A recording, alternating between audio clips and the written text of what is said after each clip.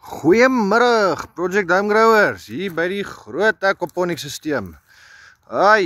Ons kyk 'n bietjie na ons saailinge wat ons uitgeplant het oor die laaste 2 weke.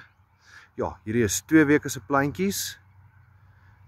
En ek het gedink ek gaan gou vir julle wys. Verskoon maar, dis maar nog baie die mekaar.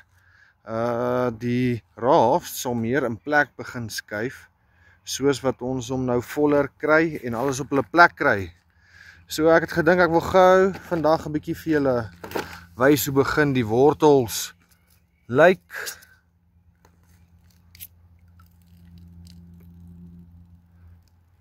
So ons eerste saailinge se wortels wat nou begin deurkom. Hier sal nou nog baie alge en goed in die water wees wat op die wortels vassit, omdat al die spasies nou nog hier is. Soos wat die stelsel nou meer toe is en al die gate nou toegemaak word, sal dit nou beter word.